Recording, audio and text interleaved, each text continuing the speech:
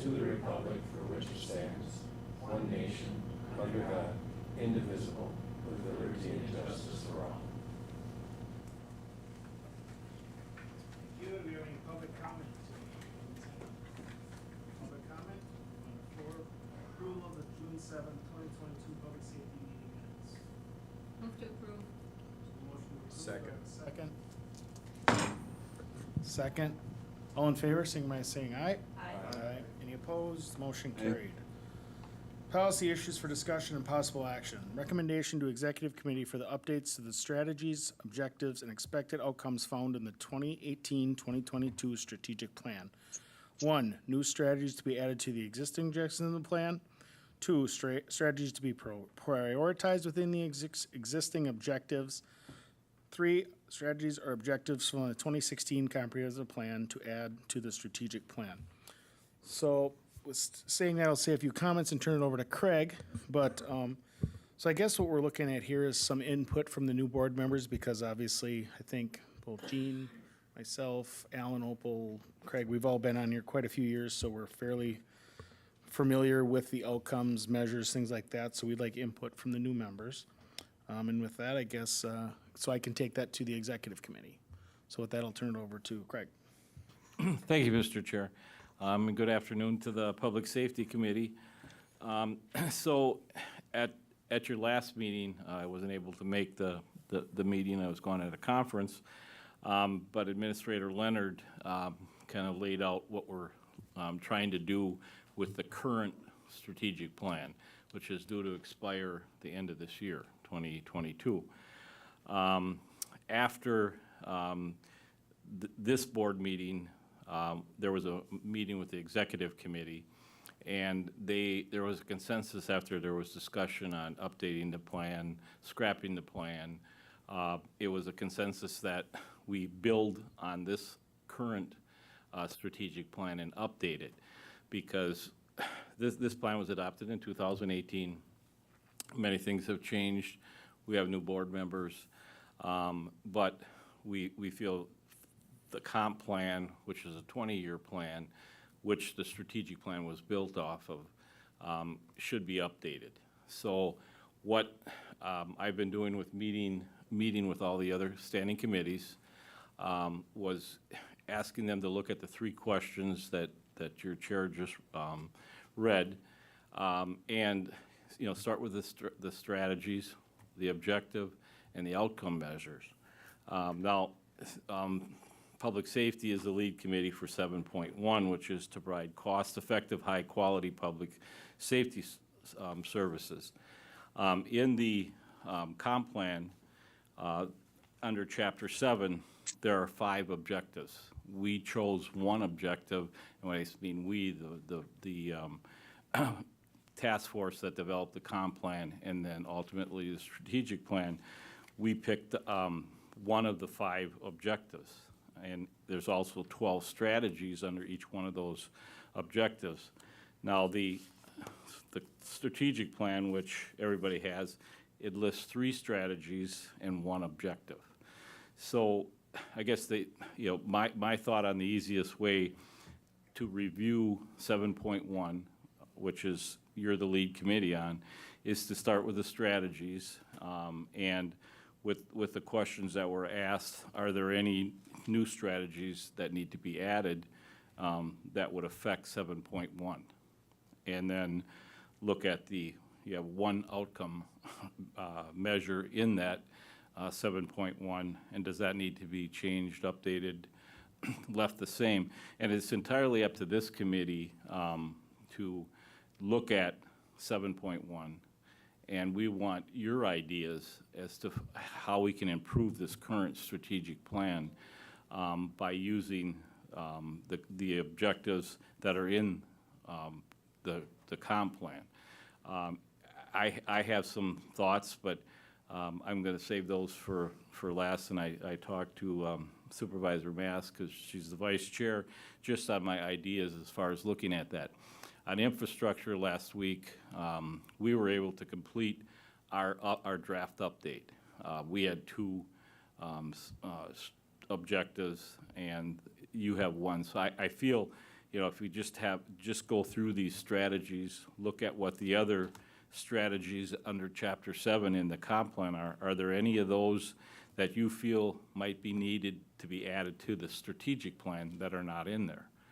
So I'm going to, turn it over to, I don't know if Supervisor Mask, I know I talked to her about it, or the chairman has any thoughts on looking at the strategies, reviewing them, starting with A, just, and going through the three that are in there, so. I think as far as to proceed, because the way we went with the vice chairs, I think I'll turn it over to Jean and she can run through what she went through with you. Well, when I was going through everything, and we did this before, we have accomplished so much that I would really be open to some new ideas. I mean, we have CART, we have MAT, we have the EMS support staff. We have really done a lot.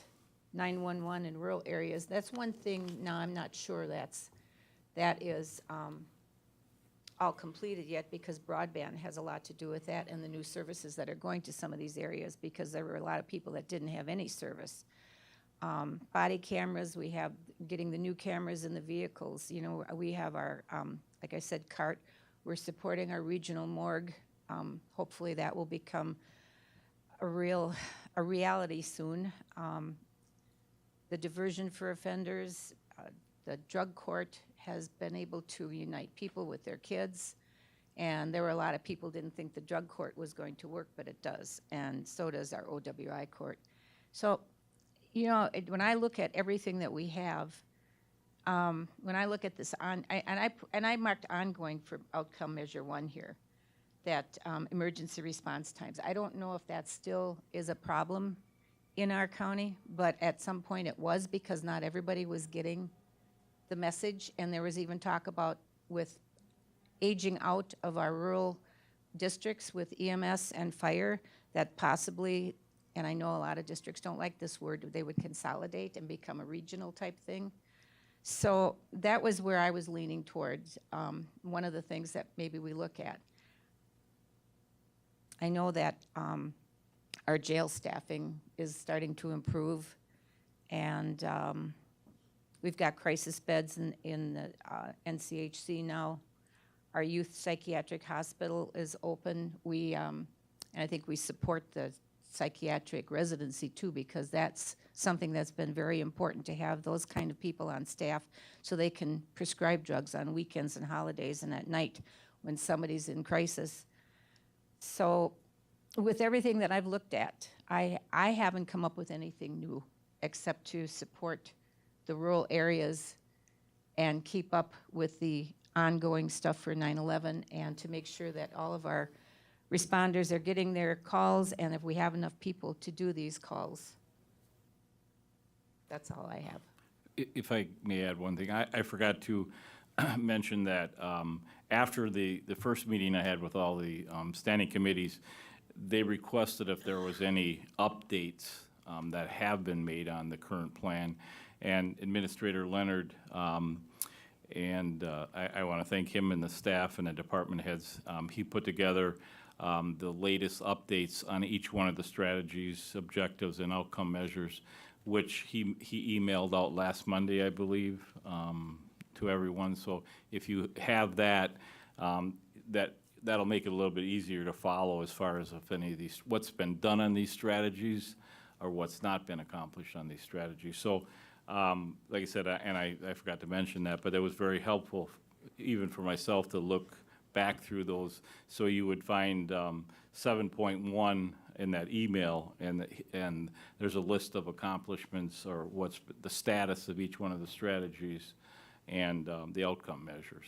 So I don't know if everybody had it. Did everybody get that email? Okay, all right. So that's like I said, a good way to look back at the strategies and what's been accomplished on them, and go from there. So as far as strategy A, which is consider potential consolidation of emergency services agencies, I can tell you personally that's a very touchy subject. However, it's happened and it's worked, and examples are Riverside Fire Department, which is Schofield and Rothschild's, Safer, which is Weston and Rib Mountain, and they're working from what I understand. But when it comes down to resources, some of these smaller townships, they don't have the resources to offer all the services that your bigger departments do. So, and I've been involved in 2 attempted mergers with Rothschild's Police Department and Everest Metro, and they weren't successful. And I'm not going to get into why, but they weren't successful. But you know, and if you look in that update that the administrator, there's been some research done on that through university. Is that, yeah, university, yeah. Yeah, if I could just expound, there have been a couple of presentations, and one was made to public safety, and I believe I put a link to the projects that were completed within the document that I emailed out. But a presentation was made to this committee several months ago about the work that the students had done through that program, working with emergency management, to try to provide some thoughts on how, to your point, Vice Chair McEwen, some of the local municipalities might attempt to address some of their struggles they've had, most notably with retaining and recruiting of EMS personnel, because like you're gonna hear a little bit from the sheriff's office, recruiting and retention for all of our departments is a struggle, and we're not unique in that, as is the experience with EMS.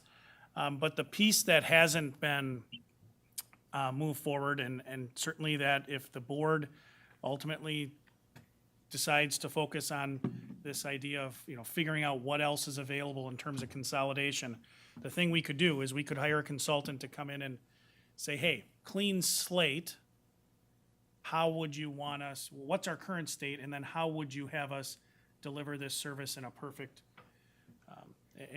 world starting from scratch? And the one thing I always go back to, you guys have heard me a broken record a number of times, like I love to look at statutes, right? Gives me an opportunity to go back and play lawyer for just a minute. And the interesting thing with EMS, you know, I often talk about levy limits and our operating levy limit.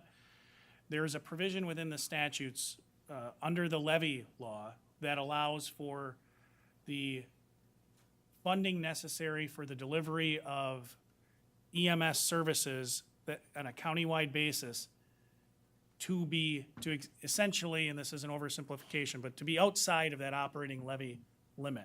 And there are a couple of counties in the state of Wisconsin that do that. I believe Waushara does that. Portage County has a consolidated system. Now, when I say consolidated system, that doesn't necessarily mean they're all county employees. I mean, I think, you know, there is a spectrum that, again, we could engage a consultant to say, what might this look like if we were to move in that fashion? We haven't done it as of yet. Our staff are exceedingly busy with already the mandated work that they need to do, but if that were a priority of the board, we could do that. And I have no idea what recommendations they'd come back with, but that could be a next step. Just to make you aware of that nuance in the levy law, that it does exist outside of that operating levy. Right now, to your point, Vice Chair, all of the municipalities essentially are tasked with determining what is the right service delivery model for them. And townships often contract with providers for fire and EMS. I'm not aware if any contract with different agencies for EMS versus fire, but EMS, emergency medical services, are specifically outlined in that levy law that they can be done outside of that operating limit.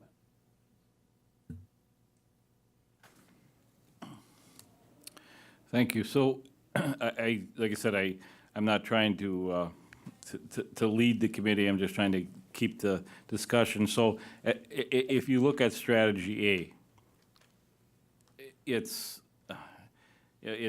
I don't know that it should be removed, but what kind of resources, as the administrator had alluded to, is there any? We could say it, it would be a great thing, but what do you want, or what would you like the administrator to do as far as pursuing this? You know, like I said, there could be a consultant hired. I don't know how much that would be or what the cost would be. But, you know, I don't think it should be removed, but that's up to this committee. But what direction do you want to move with that strategy? So at this point, we'll open it up, because like I said, I have my own thoughts, but you're telling me what to bring to the executive committee meeting, basically. So with that, we'll open it up, and you can throw questions at me, Craig, Gene, whoever you'd like to. The administrator, Chair Gibbs, is here for the meeting, so for what I'm going to bring to the meeting, so everyone hears you, and then we will discuss it. And with that, I'll open it up. Go ahead, Mr. Opel. Well, I've been in on several discussions on this particular subject, and I would hate to see it die. Yes, there's some smaller communities that would like it. There are some smaller communities that would not like it. As far as you know, a study would be, I would think, move this along one way or another. We could say, okay, it's something we can pursue or something we cannot pursue. But there's been some time put in on this already by a couple of different fire services, EMS services, I'm sorry, EMS services, because fire would not be covered on this. But, and again, it was mentioned that there's a couple counties out there that do have a countywide EMS service. Now, I would assume that if it's working for them, it possibly could work here. Thank you. All right, go ahead.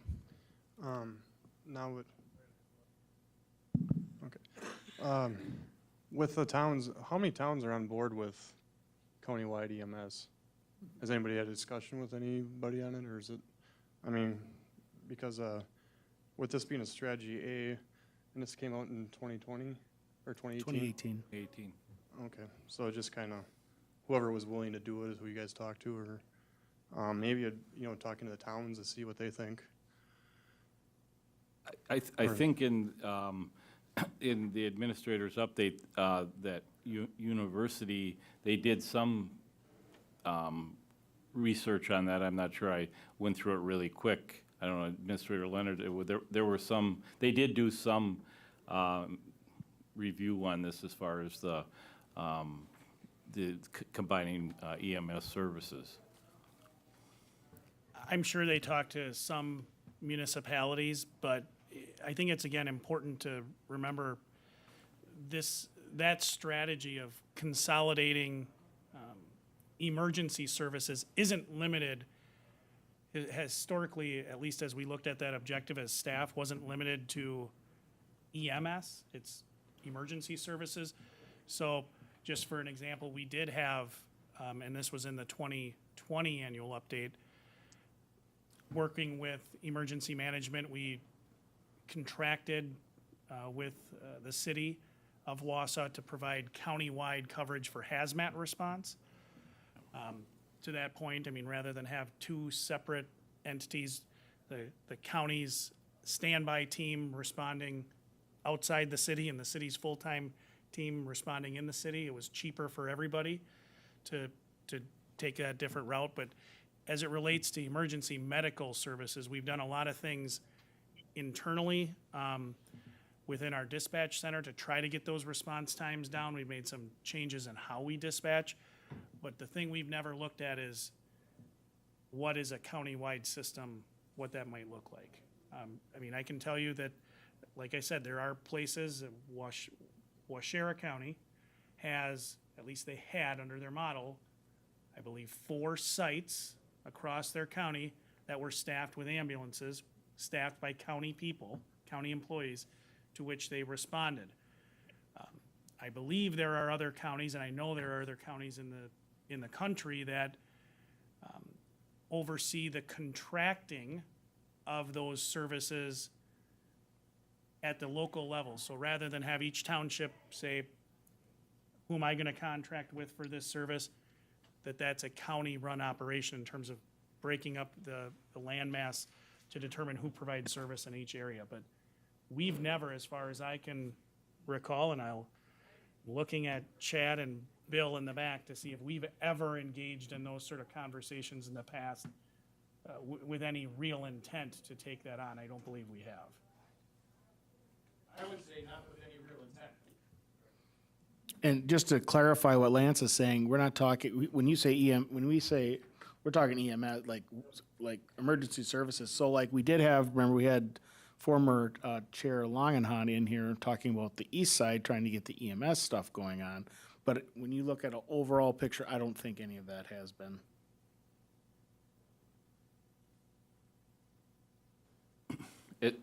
If I may, I do recall, as far as the response time, I think communications changed the length of time of when you page somebody out to get a response before you page another entity out if they don't hear from them.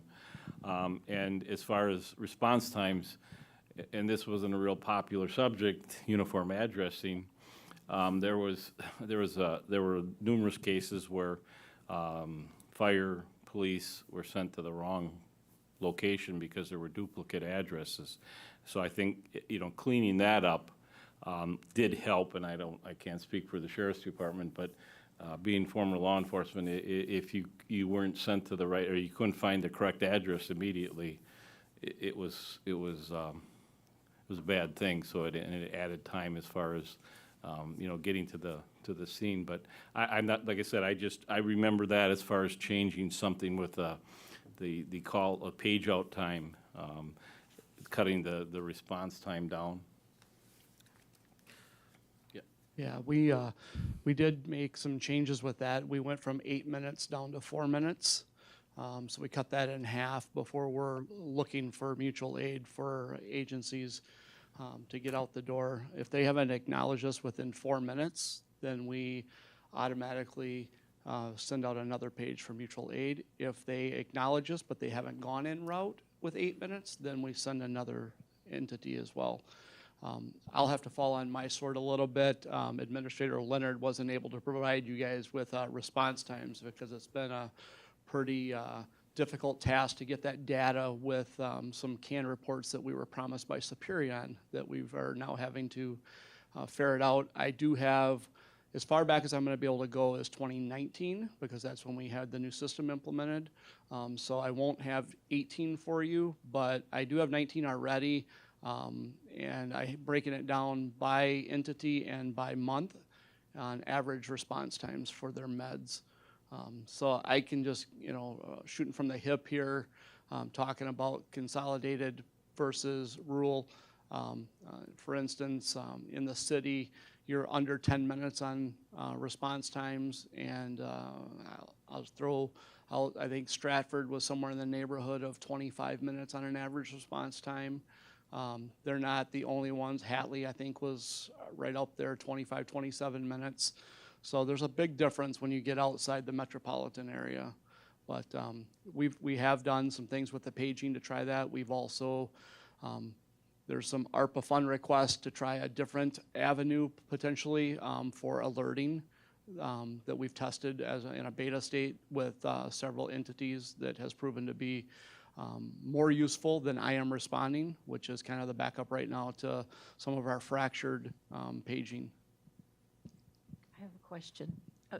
Bill, does that, you said Stratford and Hatley, they don't have their own ambulances, do they?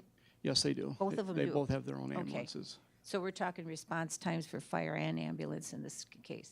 The ones I'm giving you are just for the meds. I do have it broken down for fire, but I don't have that off the top of my head. Primarily the fire, or I should say historically, the fire is actually relatively shorter. EMS is longer in most jurisdictions. I would recommend that we continue with that strategy and focus on maybe getting a study for EMS. So we can note that today. I think we're just going to get the strategies and outcome measures for Thursday's meeting.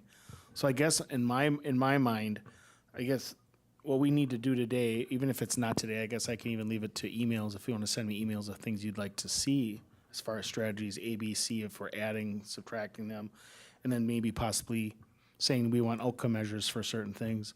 That's, I think, what you're looking for today, Craig, correct? I know that's what I'm kind of looking for Thursday's meeting. I would like to, if at all possible, getting these committees to get it completed as soon as possible. You know, so, but as far as the strategies, you know, I guess today, the discussion you're having is, you know, do you want to leave aid, do you want to change it, then what strategies might have to go with it? That's what I'm looking at, so that you have something to bring back to, and I have something to bring back to executive. Okay, so as far as A, B, and C, does anyone see anything they'd like to add, take out A, B, and C of objective 7.1? Because after we go to 7.1, remember, we also have to give our input, because we're back up to several other ones, so we're, So 7.2, yep. And 3.3. 3.3. So as far as 7.1 goes, do we have any more input, I guess, for Craig? Because if not, we would look at keeping the strategies, and I would assume, correct me if I'm wrong, Administrator Leonard, but we would look at outcome measures being updated. Yeah, really. Sorry about that. As I've said before, the strategic plan is your Yours. plan. Yep. Staff, you know, we like you to tell us what your expectations are in terms of goals to shoot for, in terms of, again, do you like the objective?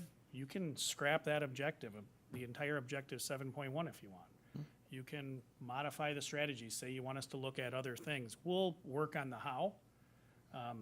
You know, for example, I didn't draft the language for 7.1 of strategy A, but I will say, you know, consider the potential to consolidate emergency service agencies. I gave you an example of one that we had entire control over. The county is statutorily obligated to have hazmat, hazardous materials response. It's not an obligation as to how you do it. So we were entirely within our realm to go out and contract with a provider to do it. I hope you don't, this probably isn't gonna be a surprise, you don't have the ability, absent taking on countywide EMS, to tell Township X that they need to use provider Y. So we can make information available, and a consultant report is certainly something to do to make that available to them. Your strategies, just one other thing to clarify, 7.1A was in the comprehensive plan. The county board added strategy B and C as part of the strategic plan development process in 2018. So if there are other strategies you want added, or you want to take some away, or you want to change the outcome measure that exists, as alluded to by Captain Milhouse, and I think we have some opportunities there with, you know, getting better data. Right now, it just hasn't existed. But if you have a different outcome measure you want, please let us know, and we can bring a draft back to you next meeting. So at this point, any further one on 7.1? Are we leaving as is for now? Okay. With that, I'll move down to 3.3. Ensure that every child makes it to adulthood with health, stability, and growth opportunities. So this objective that goes through Health and Human Services, but we are the backup committee, so they will want to hear our input on this. They are the like I said, they call it a lead committee on it. Does anyone see anything in A, B, C, D, or E, or outcome measures they would like to change or update at this point?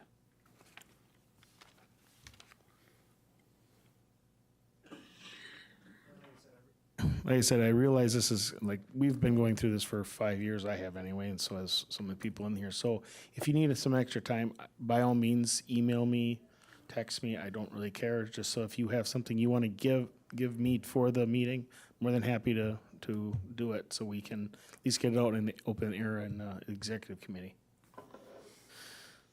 So we good on 3.3?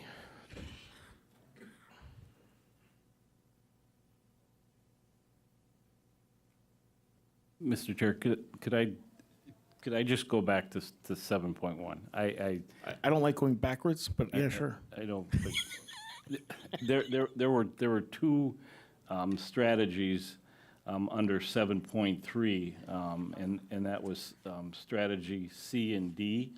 And objective 3 is to reduce recidivism. But looking at the responsibilities of the Public Safety Committee, I just felt that developing a comprehensive approach to classification and programming for jail personnel. We deal with the jail, and I understand it's broad. And then D is to improve the court system to effectively and efficiently move more people through the process. Craig, what were those again? 7.3. What were the object of the strategy? It was strategy C and strategy D. B or D? D as in dog? D as in dogs. C as in Charles, D as in dog. Okay. So So that was just my only input. I had that on there, and like I said before, you get too far into 3.3. Those are just, and like I said, those are just my opinions as far as some objectives that I think would warrant some review by this committee. Just so for clarification for the rest of the committee that wasn't on here, so Craig was public safety chair, and he helped these strategies. I was Health and Human Services chair at the time. So that's why we so just so you're aware, these strategies were talked about through Craig's committee. Supervisor Lamont. Go ahead, Bruce. I would agree with Craig on number D, as we recently heard from somebody saying that public defenders aren't readily available for some people, I guess. So maybe that's not helping move people through the system. Okay, with those being said, is there further comment on that from the committee?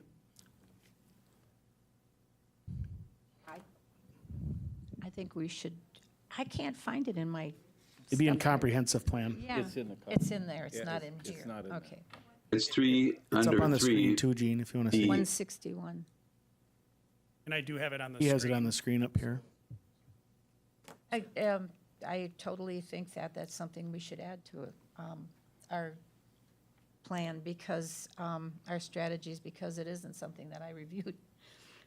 But yeah, it has been an issue. I mean, I know that the DA's office has got 2 more ADAs helping them get things through the system further, but I remember hearing that people are having trouble getting someone to defend them. Okay.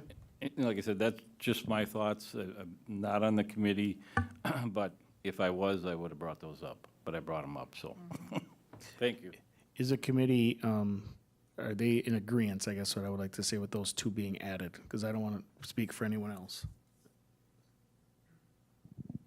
I would definitely be fine with it. I'm good. State Supervisor Marash and, yep, good. All right, we have a consensus on that then? Okay, thanks. Move back to 3.3. Does anyone see anything on 3.3? Now, like I said, we are a secondary on this one, so I can give input, but I would usually refer back to the Chair of Health and Human Services about what their committee said on this, but we definitely have input. So is there anything you'd like to see differently?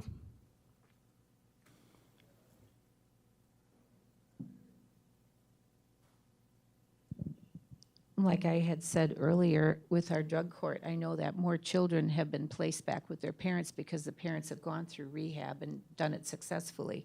So that's a good outcome measure that we have seen through, and we supported that drug court. There is one thing, and I don't know if there was a situation that I had a discussion with another individual, and I don't know how to. There's a 16-year-old that's going to age out of their care under social services right now. This person needs a lot of help, and evidently isn't getting the help, and is going to turn 17 and end up in our county jail or our juvenile detention, whichever works at the time. Where does that fall under? I mean, we have these people that are in other systems, not just ours, but they're gonna end up in ours. So, do we have any way to address that?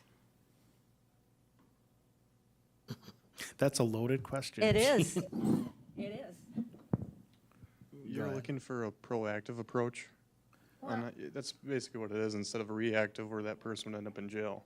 Yeah. And I guess that's something that, yeah, I mean, there's a few things we can be proactive on, and there's some that it just, there's nothing you're gonna be able to do about it. But yeah, that's something, you know, and that's a tough thing to, It is, and it's, when you hear of things and it's a reality because of this conversation, and I'm not going to say who I had it with, but it's a very reliable conversation. And it bothered me because this child is going to fall through the cracks. And we're going to end up with another person with mental problems in our system. So is there any way, is there anything, I know it's loaded, but is there anything we can do to look at that? Or is that Health and Human Services problem? I think that's the big question all around the country right now is what are we doing wrong? I don't know. I mean, that's everywhere. There's certain kids that are just can't reach them, and it's tough. I can tell you personally with my kids and some of their friends, I'm just like, well, that kid's not going to do well. You know it. Look, you know what's going on already, and I don't know. Go ahead, Lance. Thank you, Mr. Chair. And again, I don't know if you want to take this as good news or bad news, but great point. The county board with significant foresight in adopting your strategic plan. Under 3.3, you see outcome measure number 3, I think is trying to get at exactly what you're referring to, Vice Chair Mask, which is this idea that we want to try to interrupt what, sometimes has been referred to as kind of the pipeline from the juvenile system into the adult system. And in my update that I provided to you via email, and certainly in the 2020 strategic plan update, we talk about, things that social services has tried to do with the youth risk assessment, the YAZI tool, and how to identify what needs exist within that juvenile system for specific youth to try to interrupt that transition. But if you wish to, certainly if you want us to look at new things to do, I think we can look at those and bring proposals back. But it has been, at least I can tell you in my conversations with the social services director, and I know the district attorney's office handles youth justice prosecutions, they are very mindful of, what can they bring to the table to try to interrupt that cycle, because I can tell you for, at least personally, my experience was that was very disheartening, and I wasn't a prosecutor for all that long, but prosecuting 3 generations, I don't know how many, Teresa, have you gotten to 4 generations of families yet? Yeah, I mean, it's a real struggle to try to figure out how we can do that. So what you're saying is we're just not going to be able to do it? No, I think, I understand. yeah, I understand. we can certainly look at more Mr. Chairman? to do. Go ahead. Okay, under strategy C, have we developed this comprehensive risk-based assessment? Not that I am aware. Because wouldn't that be something to look at to try to address this? Correct, and I honestly can say going through a lot of the, you send me, we go to NACO, we go to WCA, and we're struggling with the same thing everybody else is, and the reality is, in my mind anyway, I mean, I can think of an instance where I was on the town of Texas board, and there was some vandalism done, and there was, and I was the chair at the time for the town board, and these 4 kids vandalized the town park, and it was one of those where they got caught because they talk because they're kids, and it was, they were all 16, 17, so they were all juveniles. We brought all 4 of them in. We got to sit there and talk to them. I didn't really, I was angry about it, but I wasn't like I wanted to hear their stories first, and we gave them the chance to be like, okay, here's what's gonna happen. You can either go into the system and it's gonna be bad for you, or you can go, and we actually made them clean the park with our town workers. And 2 of the kids were like, nope, not doing it. I'll go through the system. As far as I know, I'm probably still in the system. The other 2, they decided to take the high road. They went and helped at the park. They loved it. They actually they helped work in summers when they were going to college and things like that. It was just the path they chose, but we at least gave them that option.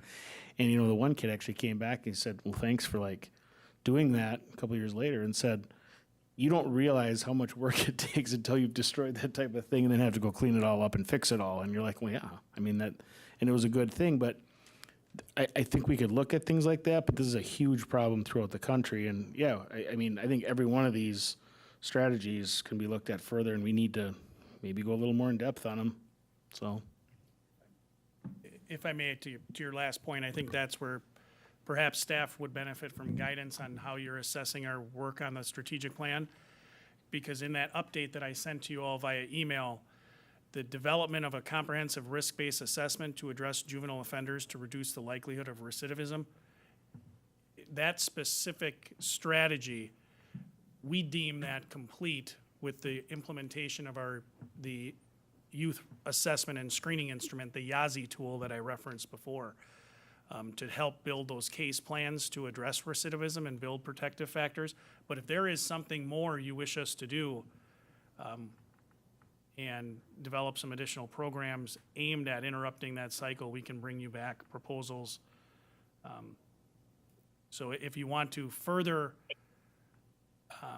emphasize, to your point, put more resources behind that specific strategy, we can do that. Or attempt to do that, I should say. One thing I don't see in here, it's about children. Like teenagers, that's definitely getting tougher, but you don't see anything about parents. You know, I've seen studies with households with 2 parents. Kids typically do fairly well, most of them. And single parent households is definitely there's definitely some problems. And you know, if there's something to help parents, you know, especially coping with kids, because kids, they can eat away at parents, and if there was something there that we could look at, you know, because right now there's nothing on here for developmental, you know, of children, and as they're getting older, and if they're being, I don't know how to put it, but it's just having something with maybe if they need help or how to deal with something, there must be something out there for them to look at, but a lot of people probably don't. that might fall under strategy B, but we would have to like maybe throw that out different. So it says develop a framework for building resilient children. What does that look like? Does it mean we have to have more big brothers, big sisters? I mean, it's one of those things where maybe that we throw that under D, or would you rather have another strategy under that? Well, you know, it's not necessarily big brothers, big sisters. It's not necessarily big brothers, big sisters, but having maybe a outreach, something for parents if they need help. I know that they can get some of that at schools, but you know, just to have a, like with social services, there's just, if they have questions about how do I handle this, or. I can take this generally, and I can guarantee I'm not going to be entirely right. But Vicky Toka can provide you more. But I think it's been helpful to me to always think about what is the county's role. And we recently gave a presentation to Health and Human Services, and that general question was asked about parental supports. And I think it's important to recognize, being a parent myself, and for many of you in the room that are, the engagement from the county through social services is not caused by someone not parenting to the level that you or I think is appropriate. It's set by statute, and it's set by administrative code. Quite honestly, I have no problem telling you there are a great many situations that the county is not going to get involved in that fall far short of what you or I probably deem as appropriate parenting. We do, however, when we do have occasion to receive a report, and what that happens is we receive a call for services, and I think in last year we got calendar year 2021, I believe we had 1,500 reported calls of abuse or neglect. We then go through a process of screening those in or screening those out. And of the screen, I believe we screen in about between 500 and 600. So you see there's a lot in that realm of, hey, this doesn't rise to the level of statutory abuse or neglect to where social services can get involved. And we do make resources available if we do engage and do interviews to follow up on those families. We also do a great amount of work, and I put up on the screen in my update, you'll see under Strategy B about a trauma-informed system. You know, the work we do around family support specialists to address parenting skills. We put position resources behind that, but we do parenting classes, helping people understand how to handle conflict within a family. We do a lot of that sort of things. Also, at the same time, we rely a lot on, quite honestly, nonprofit, religious groups, non-religious groups to engage families that fall short of government involvement. The government's job, and this is my view, and please disavow me if you feel differently, we don't parent. Parents parent. We get involved when the statute says we need to be involved, and that is when a child is unsafe. So we can make more resources available. We can, again, bring back some thoughts on how to do that, but our focus under our state mandates is child safety. And it's calls when law enforcement gets called. That's a big part of it. It's schools, mandated reporters. But we can talk about less restrictive approaches and what that might look like in terms of partnership. But we certainly partner with local entities. We don't deliver a lot of the parenting classes. Rent Smart, for example. We do get cases where people really could benefit from some financial counseling as parents. That's a big part of being able to effectively parent. We make those resources available. All right, anything else? Chairman, back to Go ahead, Bruce. back to Strategy C one last time. Thanks, Lance, for that update on the Yazzie tool, but what is being done with that? Who acts on it, or? So I can give you my understanding. The Yazzie is that initial assessment and screening tool that is used to build case plans to interact with youth. So it would inform the social worker as they develop those case plans, and those case plans could ultimately lead to, you know, if a case goes through court, excuse me, if a case goes through court on the juvenile side, and Teresa's in the room, but she can elaborate far more accurately than I, but there are court-ordered conditions that are put in place on the child protection, in child protection cases. Similarly, there are court-ordered conditions in any youth justice case. Those would be informed by that Yazzie tool, that's my understanding right now. So quick thing, Okay, I guess, so then would the we're done committee with be that in favor strategy. of looking at a presentation on the Yazzie program? Because it seems Yes. like that's something everyone's kind of, and I tend to think that'd be a good thing for education. All right. Does that sound good? Do we still need Strategy C if it's been accomplished? It sounds like. I'd still like the Yazzie presentation.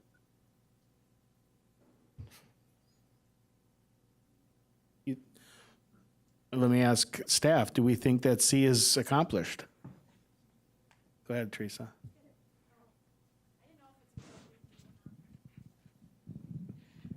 Thank you. I appreciate being able to make a statement. I just, from my perspective, just listening to all the different topics that you're talking about, and the unique thing about the criminal justice system is that all of these are interconnected.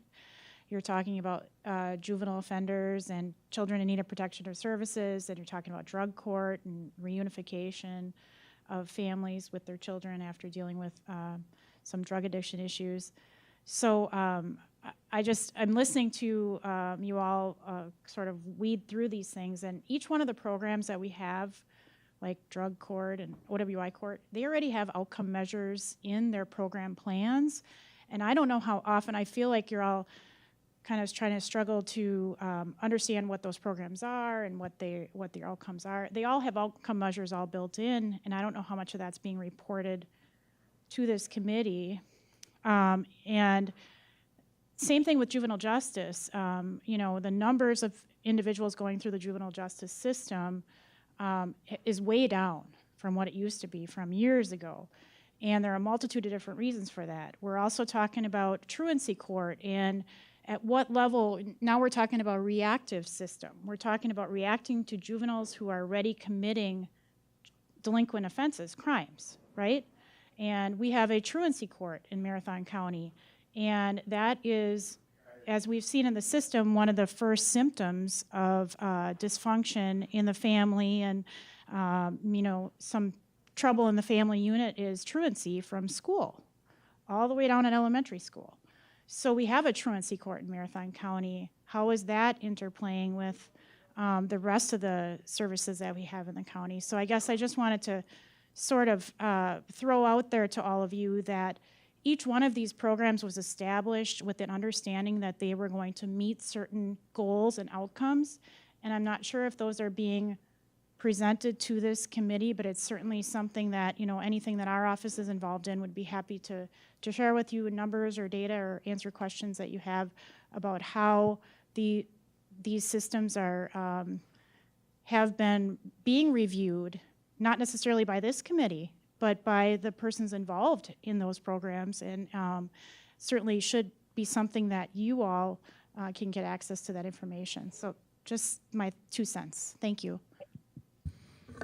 And also, if anyone, with your good reader, remember, you can always go back in public safety. And that's the hard part. We just had a changing of the board, obviously, so we've been here 6 months.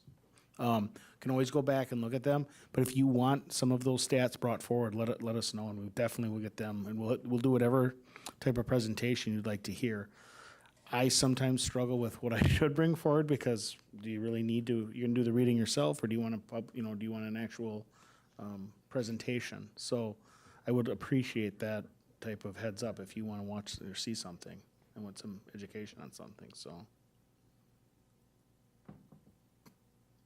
go ahead. Well, as DA Whetstone just said, with staff, they know what programs are in place and how it's all working. And I guess I'm not sure if it's appropriate to ask this question, but what do you all think should be in the strategic plan? Because we're just, you know, making policies, and we're not the ones on the, like, battleground, really. Yeah, and from time to time, we do ask staff, and I do it a lot, because I'm like, well, you're the ones in the trenches doing the, you know, and I try to as much as possible, and I know that a lot of people, when we originally did this, we had people in the trenches talking about it. I mean, I know Teresa will come forward if she wants to talk about something, right, Teresa? So, I mean, it honestly, like, we want to hear from them, because the reality is they are there. But we also have to understand we're the elected officials, and we are the ones that have to actually take the brunt of what we're supposed to be expecting of them. So it's that happy medium at times, but go ahead. I just want to say that 2 weeks ago, I met with some other county employees in regards to portions of the plan that we touch. We gave insight on what we've done, where we've been, and where we think we should go in the future. So that gets done, and there are, in essence, chairs, if you will, department heads, who then bring that back. So the person I met with was actually Laura Scudari, because we have an overarching goal surrounding drug addiction and mental health resources in the community. So we actually met on that, talked about it, and then it's her job to bring it back, likely to her chair of her standing committee. So that does happen. Go ahead. Thank you, Mr. Chair. And that brings up a good point. When the comp plan and the strategic plan was developed, there was input from all the departments. And so these are not the county board's ideas. It's input that we received from these department heads that we then made the comp plan and the strategic plan. So, but things have changed since 2016 when the comp plan was developed, and 2018 when the strategic plan was developed. So that's, you know, the main goal, and like I said, is for you to look at 7.1 mainly, not that you can look at all 12 of the objectives. Look at 7.1, look at the strategies, look at the outcome measures, but also look at the comp plan, because there are 5 other strategies in there, 5 other objectives and 12 other strategies. Any of those, should they be brought up to date, brought up to here, or is there something new? That's, I mean, I'm trying to make it so that you know what you want to look at. And like I said, we have the comp plan, look at that. If there's any updates that need to be moved to the strategic plan, should any of the second question, I believe, was, should any of those strategies be prioritized?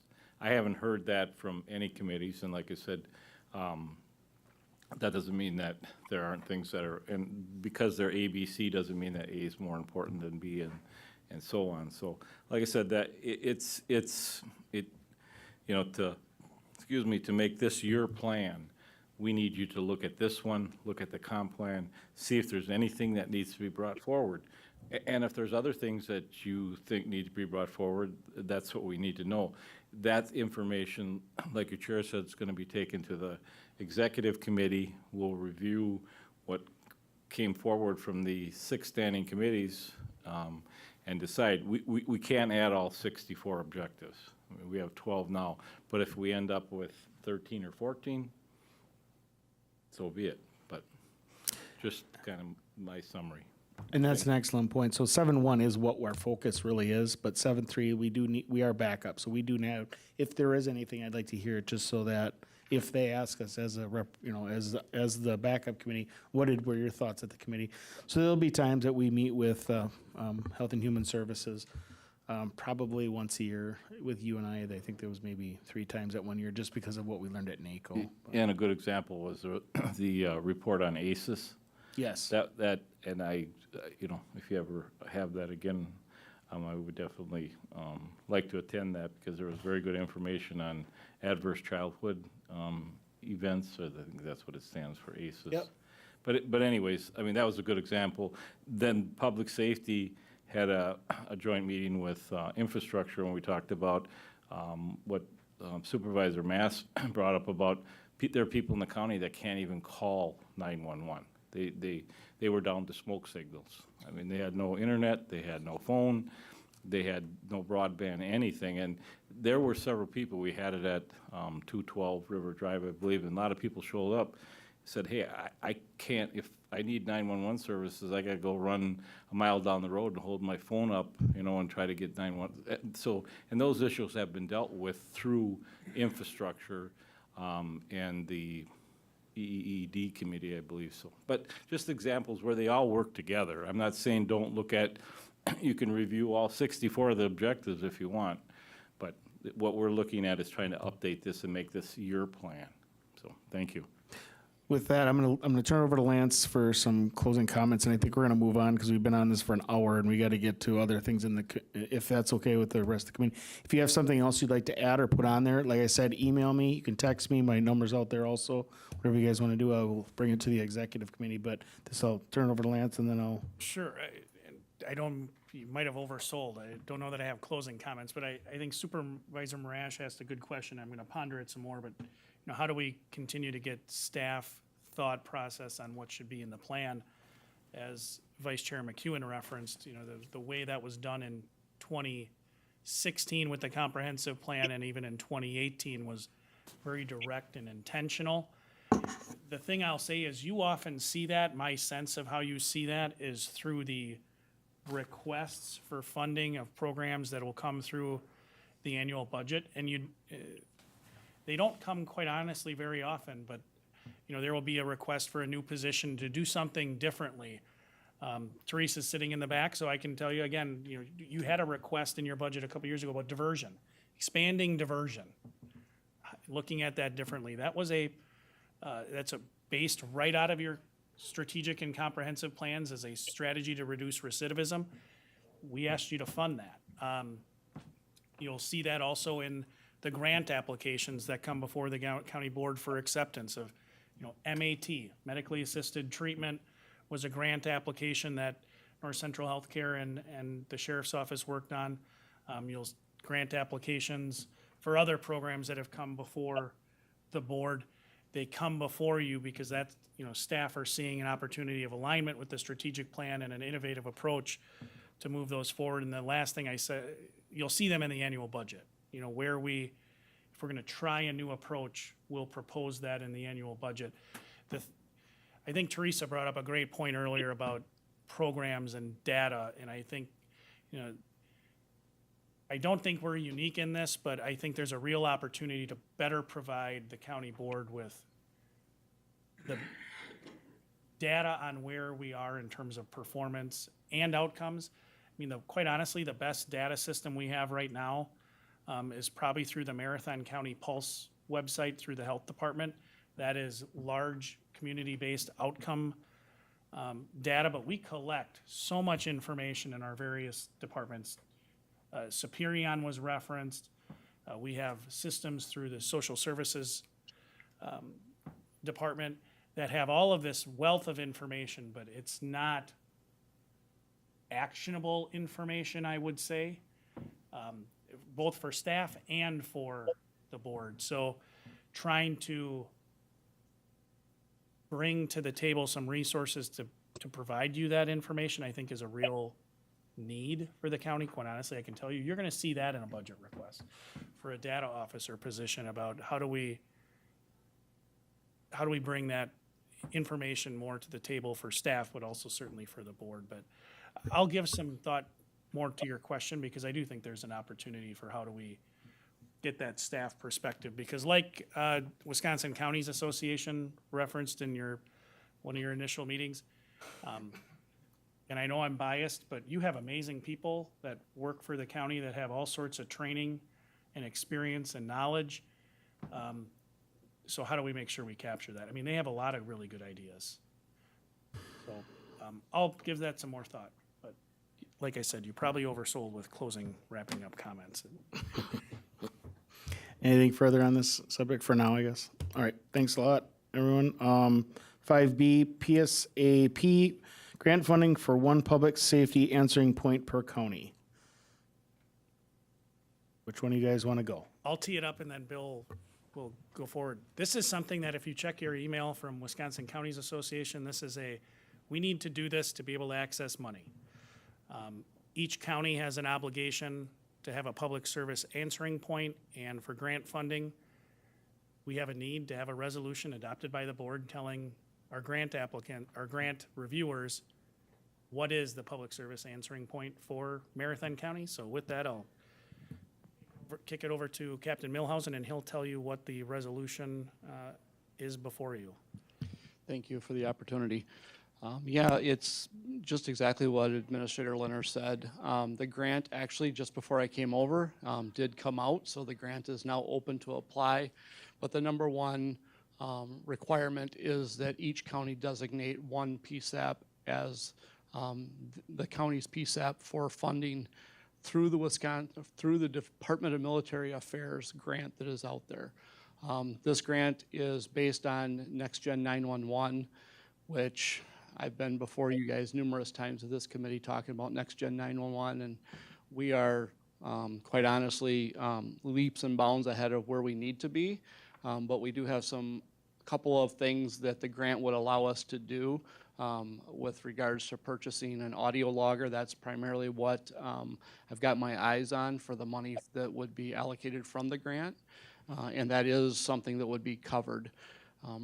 Just to kind of touch on it, right now there is no other PSAP in Marathon County. There are some counties that have multiple PSAPs, so their county boards are going to have to decide who's going to be eligible for the grant funding or not. That's really not a case here in Marathon County, but it still has to be gone through and made a resolution so that I meet the requirements before I can apply. I'm willing to answer any questions that you guys have about what the PSAP is or anything else. I guess I'm open. If I could just add one thing, this is my sense of why the reason they're saying each county needs to pick one, because the work that Bill and his team do in communications is really important and it's really expensive to stay on top of all of the technology requirements. I don't know if you want to hit on a couple of them, of the projects you guys have been doing historically and what kind of is on the horizon. Sure. I'll say probably the big one that kind of where this grant opportunity came from, it spawned out of a statewide EZNet, which is basically a fiber network that will connect all PSAPs in the state of Wisconsin together. It's provided by AT&T, which will allow us all to have our 911 lines on the same system. Obviously, that sounds scary because we don't want to rely on one fiber system, but it's multiple fibers, multiple rings throughout the state. And that's their vision. You guys have talked about consolidating resources, and that's exactly what the state is trying to force counties to do. Right now, I believe there's around 103 PSAPs in the state, and there's 72 counties, so there are some that are there. Again, it's duplicate equipment.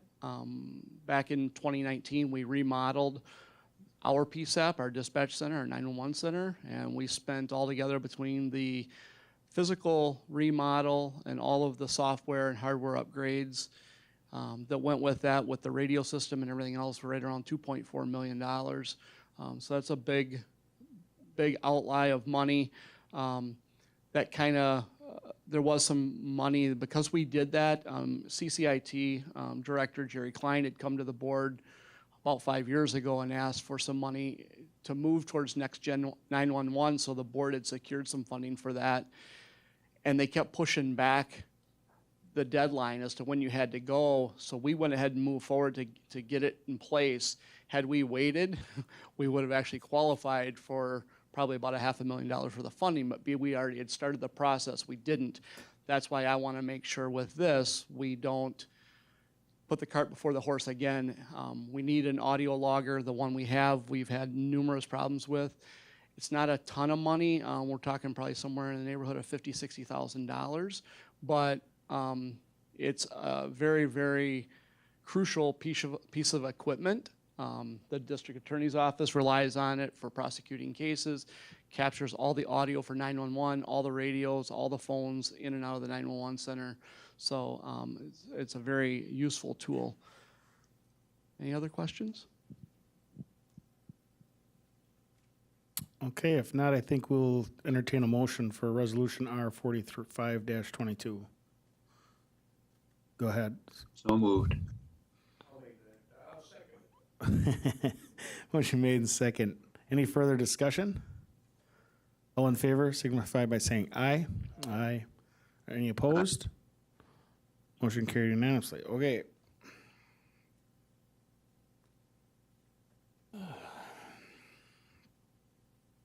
And then we'll move on to 6A, operational functions required by statute, ordinance, resolution.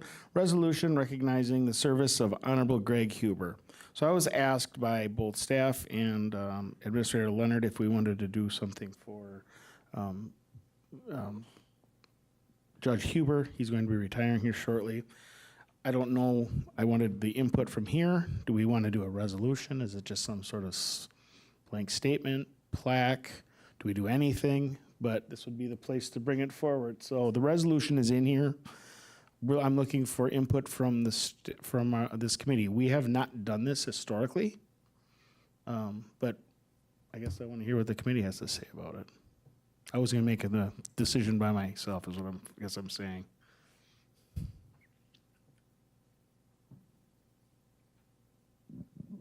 Would we be offending any other judges who have retired or will retire by pigeonholing one? I mean, I see he's got a remarkable career. Yep. Maybe the resolution is enough. I mean, we don't do it for everybody. Nope. Correct. That's why I wanted to bring it forward. And I guess the second thing was, do we make a resolution or just make a comment that public safety would like to commend, I guess I want to look at what we should do, if anything. And I can say this, if you retire from, let's just pick some company, Colby or Greenheck, you get a watch or whatever for this many years of services. So it's not like unheard of for this type of thing to happen. But I guess I want input from, what do you think we should be doing, if anything? Has anything been done for others? It has not. Has it been? I stand. I'll ask. I guess I've never been somewhere where we've had that. This is my recollection. I believe there were county board resolutions following the retirement of Becky Frisch, the former conservation planning and zoning director. and Administrator Carger. I'm not aware of any resolutions for former judges. Deb Hager? I think we I did. don't know. Did we do anything for Deb Hager? She was our There's certainly an deputy opportunity administrator. for enhanced clarity around our policy and practice in this area. If I may, Deb Hager, we did for public safety, we did present her with a plaque, and I was chair at that time, so I had the privilege of doing that, but she's not a judge. She was a deputy administrator.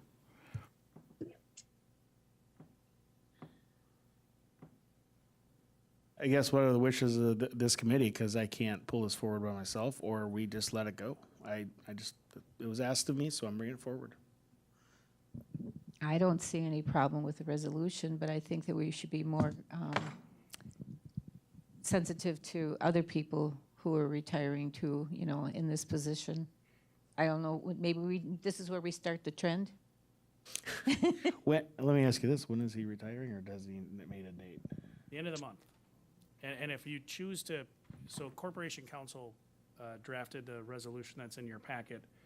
Should you choose to have the resolution go to the county board or simply be from this committee, whatever your will is, we will make it happen as staff.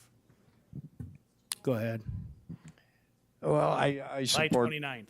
I support what Gene had to say. Recognition would be fine, and the resolution would be acceptable to me. Same here. Yeah, I'm okay with recognizing somebody retiring, because where I work at, that if somebody's retiring, everybody gets together and congratulates them, so whatever. Can I get a motion if that's what we want to do, so it's formal? We have a motion? I'll second. Yep.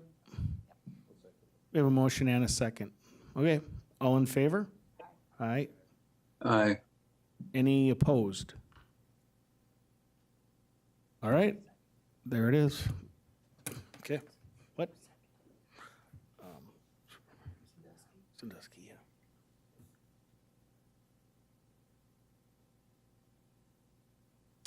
All right, educational presentation and community discussion.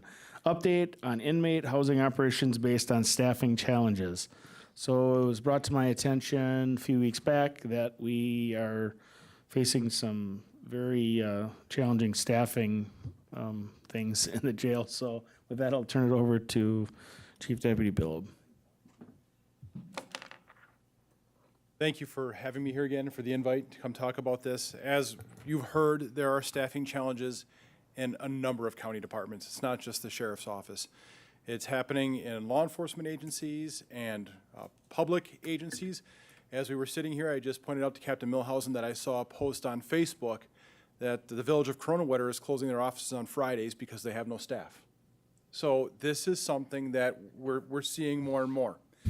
Unfortunately, we have that challenge in corrections where we're having a hard time recruiting for that position. What we've been doing is we've been working with county administration, employee resources, and Sarah Severson, the communication strategist for the county, in order to work on a campaign to recruit. And that's actually starting to provide some results.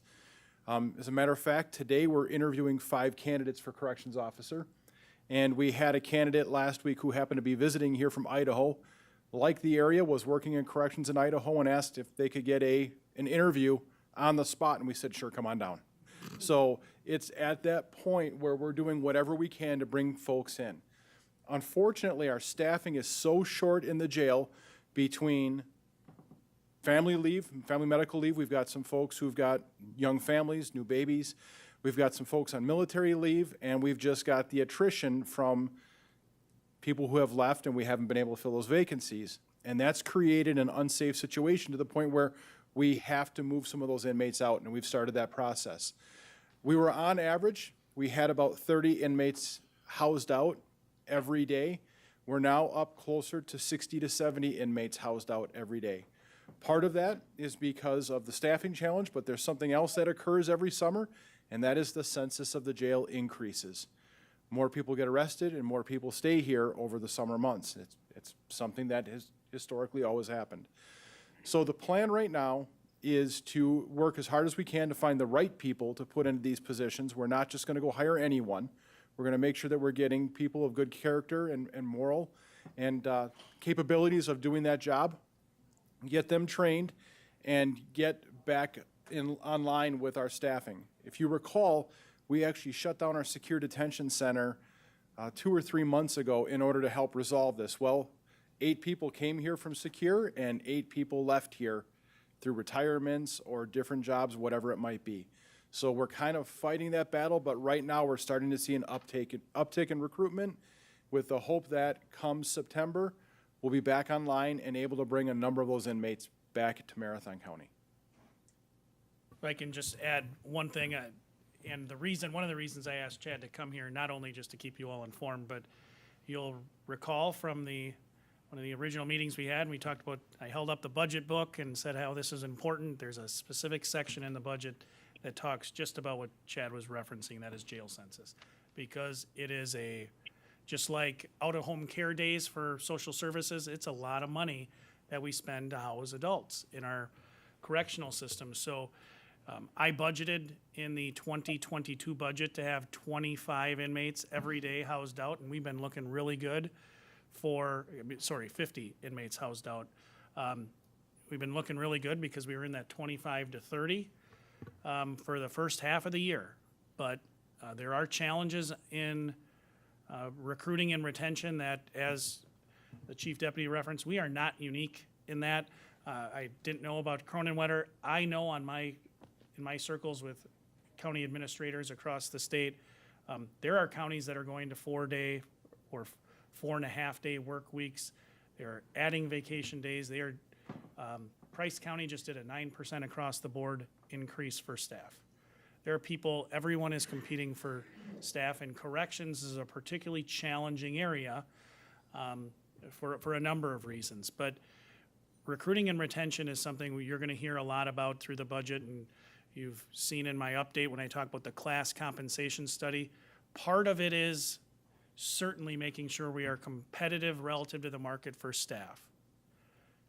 And that's going to require leadership from the county board about how do we make sure we have those funds available. I can tell you, if it is in the neighborhood of $2.5 million, unfortunately, I don't have a $2.5 million pot that we're going to find it all in one spot. It's going to require a lot of work on the part of staff to bring forward suggestions and a lot of tough consideration by the board. But we wanted to tell you about some of the developments we're seeing and what that means operationally on the sheriff's side, that we're now having to house those inmates out. And that it does come at a cost, the cost to house those inmates out.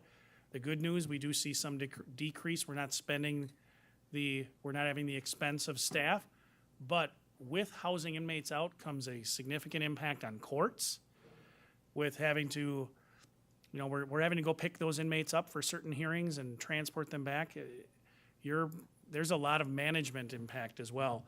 So just bringing that to your attention, staff are doing their best to manage it. I think the Sheriff's Office is doing a great job doing that. We are trying new strategies because it's not all about compensation. I think we've done a number of things to make ourselves more competitive within the market of corrections officers. It's also just a tough market everywhere. So we need to make sure we have good strategies across the board. Speaking of that tough market, the reason we had to jump on getting beds was because Dane County is looking to move 190 inmates for the exact same reason. They have no staff. So this is something that is a statewide challenge. Bill, if you can refresh my memory, what did the Department of Corrections just do raises for their staff? Because they were bailing there, it was big. $5 an hour. They did a $3, and then most of us. Sorry, they did a $3 earlier in the year, and then I think most counties quickly did a $3 or thereabouts, and now they just authorized a $5.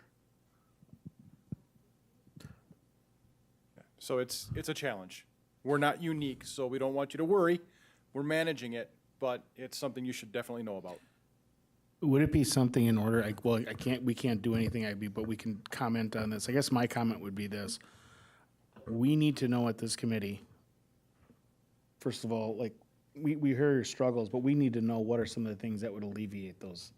So then we can make a decision after we've heard, like, okay, here's what people are doing, here's what we think would help. And if it's monetarily fine, whatever, but we at least need to know where we're sitting, how much we're spending to send these outsourcing. We need to get more data, I guess, from the sheriff's department if we could. So the one thing, I want to be somewhat guarded in some of the ideas that we're passing around because they have significant financial implications on the county. And I don't want to go out and put false hope out there and tell people we're going to do these things. But we are talking with other counties. Something that I can put out there because it's been widely talked about is there's something called protective status. So sworn law enforcement officers in Wisconsin have protective status, which means that the county pays an extra percentage into my pension every month, and I can retire earlier. I also have, with that protective status, duty disability protections that corrections officers don't have.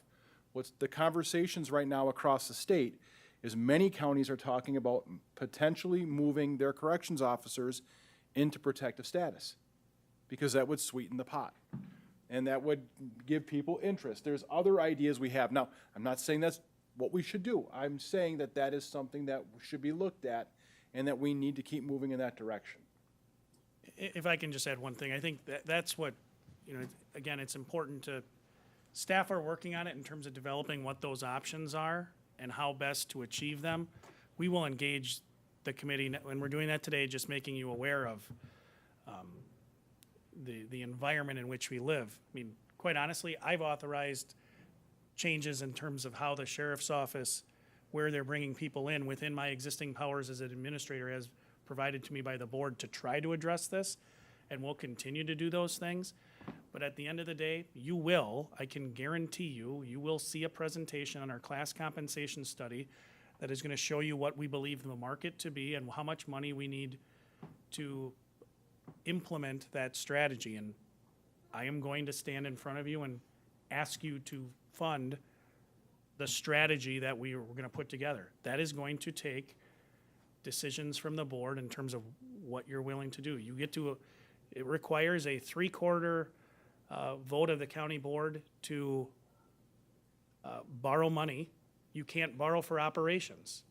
So we're going to have a strategy that I know is going to, just like other counties have done, which is take things that you currently fund with operating dollars, put those on the capital side of the budget, short-term or intermediate-term borrow for those things, and reallocate those funds to staff. We will bring you those recommendations. We're just making you aware of, again, the environment in which we live. I checked this morning, we have 66 open positions that we're recruiting for. And then we employ full-time, not including seasonal casual staff, at about 750 is the number I frequently use. So you can see it, and you don't need to drive far. I mean, you can probably, I don't know anybody's golf game, but you can hit a lob wedge probably to a help wanted sign from here. It's not difficult. Everyone is struggling. We need to, I can tell you it's going to cost money, and it's going to cause, staff are already doing a lot of things on the flexibility side. We're trying to look at ways to allow more hybrid work. The DA's office was one of the, I would say, one of the leaders in how to make it available to staff to work in a hybrid mode. You'll hear in my my annual update on my work plan, I'm going to give an update to the executive committee on Thursday. One of the facility moves we're implementing this coming year and into next year, moving social services to the Lakeview Drive campus. The space that we are redesigning and we're asking social services to operate in is less than 70% of the square footage of what they have now. Because first of all, that's more cost effective. And we're challenging people to be more flexible for employees. I can tell you Price County, Chippewa County, and others are looking at 4-day work weeks. Not because they're understaffed to be able to fulfill them, because they need to do those sort of things to keep the staff they have. So there's going to be a lot of things that we're going to need to do. I just want to make one clarifying statement. The reason I said I'm not up here saying we should do protective status is because you can't. So legally, right now in Wisconsin, you cannot legally give corrections officers protective status. There's legislation in the works that would allow for it, but IRS rules and WRS, Wisconsin Retirement System rules, do not allow for it right now. So if I would be up here waving a flag, doing anything to support our staff, I want you to know that, but right now legally we can't do it. Any questions? All right, thank you. Then we'll move on to 8, next meeting and date and time, location, announcement of future agenda items. So I think I have down presentations, the Ozzy presentation, and I'm thinking at some point we'll have ACES presentation. I think maybe, Lance, if you could set that up, not in August, but maybe September, we could have that with Health and Human Services, if you could ask the chair of that committee. Because I think that'd be good for everyone to go through that, like Supervisor McEwen said, that was a great thing to understand some of that. Anything else people would like to see brought forward? Go ahead, Supervisor Marash. The next meeting date is on Election Day, so I just wanted to ask if that was a hindrance for anyone else other than me. So I did talk with several people on this. Because it's only one person and we still have a quorum, it's set up in our board rules, we could set up a special meeting, but it'd have to be for special circumstances, and it'd be like, we don't have a quorum, we have a special thing we have to talk about. We don't have that.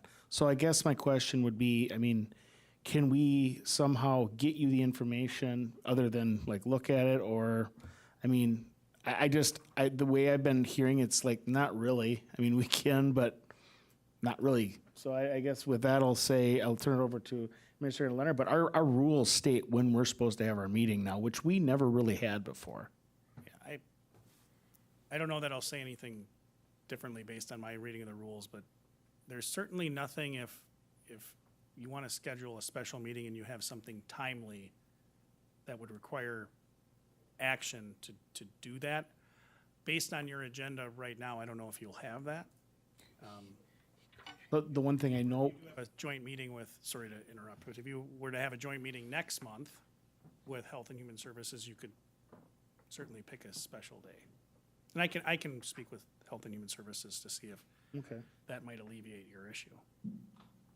Because I think like next month, I know we're gonna have the presentation from the city. I'm just kind of thinking of what we all have coming on there. What else did I send email-wise?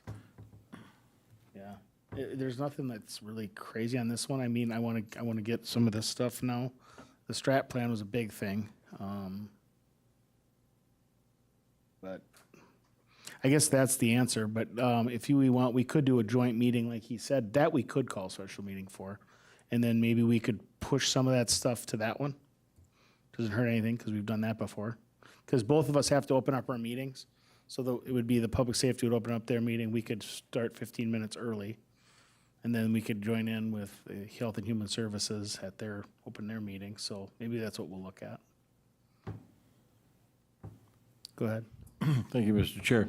So just your August meeting, you're not going to have a follow-up on the strategic plan, or do you think it's going to be completed and I don't have to come back to public safety? I mean, I'd be happy to, but if I think if we did it, we would do it in August for that simple reason. I guess I'd want Supervisor Marash here, so we would do it in September. So it's September, and it would be before the joint meeting. If we do the joint meeting, we could maybe do the joint meeting next month. So maybe September we bring that back up because we will have it through. I would assume we're going to bring it to executive. Are we going to actually?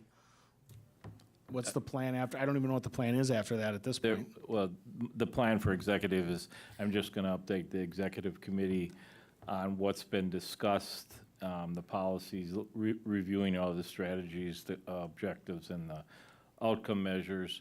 And at this point, I don't feel I'm going to have, all the information from the other standing committees. The only reason I can speak on infrastructure is I not only chair infrastructure, but I'm a member of, so we were able to facilitate it. I did a little bit more facilitating because I wanted to get it completed. It was 2.5 hours that day, but we got through it, so that's done, but I'm not gonna have any, it's all gonna be drafts, so there's not gonna be any you know, anything that I'm gonna be able to report to executive that's completed, just the process so far.